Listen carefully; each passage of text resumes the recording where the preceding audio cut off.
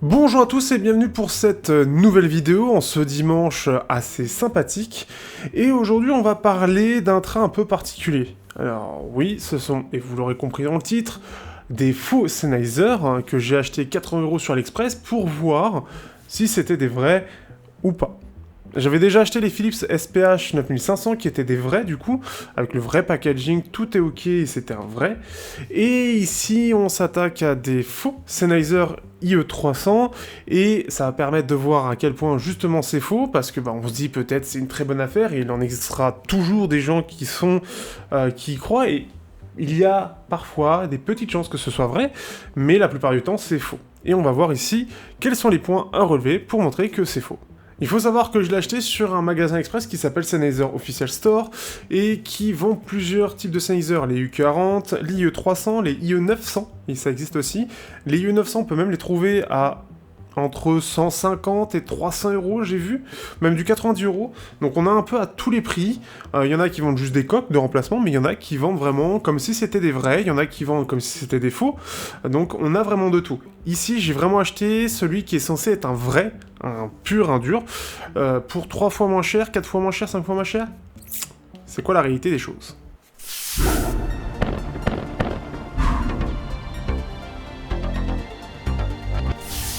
Alors déjà, sachez qu'il y a quelques temps de ça, j'ai déjà fait une petite vidéo debunk sur les intras KZ, entre autres, mais d'autres aussi, sur savoir si c'était vraiment des vrais intras multidriver ou non, et on a eu quelques surprises. Ici, cette vidéo, qui est un peu particulière aussi, c'est s'attaquer à savoir est-ce que ce qui est revendu sur Express comme étant des vrais, est-ce que ce sont des vrais? Au niveau de la réception, déjà, au niveau du packaging, on se retrouve avec des intras qui ont un packaging presque pareil. Donc voilà ce que j'ai reçu. Et ici, on peut voir sur les IE900 un peu l'idée. On peut voir quelques petites différences de couleur, on peut voir une différence là où c'est droit, là c'est pas droit au niveau du fond, on peut même le voir ici. On a des petites choses par-ci par-là qui vont nous donner pour autant des informations en français, etc. Donc on sait pas trop sur le coup si c'est du vrai ou pas, mais plusieurs informations, même la couleur du bleu n'est pas la même. D'ailleurs merci aux vrais Sennheiser de me laisser ces intras qui déjà me permettent de bosser sur d'autres intras en test, mais surtout d'apprécier la musique à un autre niveau encore, ça fait plaisir. Et ce qui fait qu'ici, donc déjà au niveau du packaging, ça pue. À l'intérieur, on a un packaging typique Sennheiser, c'est vraiment copié de chez copié, et on se retrouve avec la boîte qui semble, soit c'est une très belle copie, soit ce sont des vrais qui ont été récupérés. Bon, il y a un intra qui se part, c'est pas grave.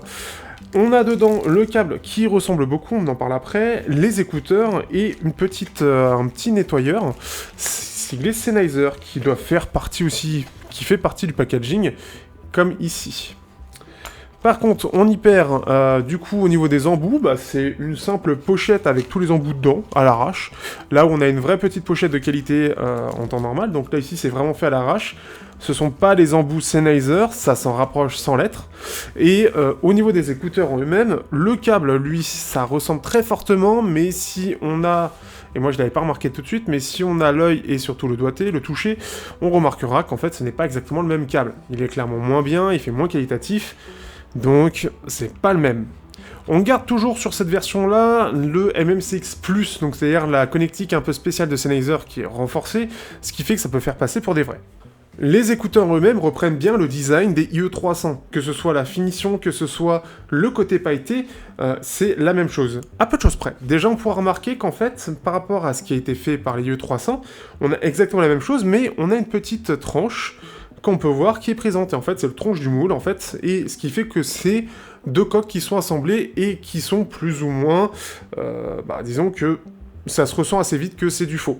Donc c'est pas hyper bien ajusté. Donc ce qui fait qu'on n'est pas exactement sur la même qualité de finition que ce que propose l'IE300. Là on a un espèce de monocoque avec un petit capot qui s'ouvre vers l'intérieur, et bien ici ce n'est pas le cas, c'est-à-dire que c'est en fait un truc beaucoup plus classique où c'est deux parties de corps qui sont assemblées. Au niveau du côté pailleté, on a un noir qui est un peu plus profond, on a des paillettes qui ressortent beaucoup plus, mais en fait c'est assez différent. Vous allez le voir avec les plans, face au vrai Sennheiser, il y a des petites différences qui se remarquent. Les embouts reprennent un petit peu le design de Sennheiser, mais ils sont plus rigides, ils sont moins qualitatifs, le son après c'est encore autre chose, mais ce qui fait qu'ils sont clairement plus cheap, ça se ressent tout de suite. On peut voir les finitions qui sont parfois un peu mauvaises selon ce qu'on regarde. On va passer tout de suite au son. Le son, lui, est médiocre. Alors, il est clairement médiocre. Donc, il est dit que c'est le même driver, puisqu'ils ont repris toutes les fiches de Sennheiser, des UE300. Donc, on est censé avoir un son assez qualitatif. Même si c'est limité au monodriver qui est proposé, ça reste plutôt pas mal. On n'a absolument pas la même signature, puisqu'on a une emphase clairement sur le fréquence. C'est le cas aussi sur les Sennheiser, mais on a déjà une belle emphase au niveau des basses. Donc, on a une belle signature en V, avec quelque chose qui est assez scintillant. Ici, on n'a clairement pas la même qualité, on en est même très loin. J'ai comparé avec divers intras entre 20 et 50 euros, même 80 si on prend les Moondrop Aria ou les Tinifi T3+. J'ai comparé même aux petits, et surtout qui étaient déjà pas ouf à l'époque, à mon sens, les Blond BL05, qui sont quasiment pareils que les 03. Et ça reste, c'est en fait moins bon que les BL05. La basse est clairement pas dynamique, elle est pas très très bonne. Les médiums sont très fins, ils sont un peu noyés par la basse alors qu'il y en a déjà pas beaucoup. Les aigus ressortent beaucoup mais sont très peu détaillés, ce qui fait que vous ne payez que des intras au son d'une qualité de 10 balles. Maximum. Si c'est pas 5. Ce qui fait que c'est clairement très mauvais. C'est extrêmement mauvais. Pour 80 euros, vous vous achetez des intras qui ne sont quasiment en rien comparable à ce que proposent les vrais IE300, à part sa compacité. Mais même au-delà de ça, le driver choisi c'est de la merde, ce qui fait que le son pue la merde aussi. En résulte donc une déception très grande, et pour nuancer un petit peu, sur Tellement Nomade et le forum un peu dédié dans la partie Chifi de 50 à 200 euros, il y en a un qui a acheté des IE900, alors j'ai pas le prix exact, mais aux alentours de 150 euros il me semble, et ce qui fait qu'il trouve que c'est à peu près, ça vaut à peu près son prix, avec la même qualité de finition que ceux des IE900, donc le métal, alors je sais pas si c'est le même métal ou pas, mais en tout cas, il en est plutôt satisfait, c'est pas aussi mauvais que ce qui est proposé par ces IE300. Ce qui fait que ça peut nuancer un peu le propos, mais après, est-ce que réellement, et en tout cas par rapport à mon expérience, ça vaut le coup de prendre des clones? Vraiment pas. On a assez de choix dans la Chifi aujourd'hui pour trouver ce qui peut nous correspondre, et surtout qu'en plus de ça, on en aura beaucoup plus que pour le prix. Par exemple, ici, je teste depuis très peu les KBR Rubin qui sont vendus 60 euros, donc un petit peu moins cher, et qui sont autrement mieux réglés que ces bouses-là. Et ils sont beaucoup plus fun. Je peux penser aux cassettes AS12, je peux penser au Tinifi T3+, au Moondrop Aria, si vous aimez bien le pic dans les 10 kHz. Je peux penser à... Qu'est-ce qu'il y a aussi? Il y en a tellement.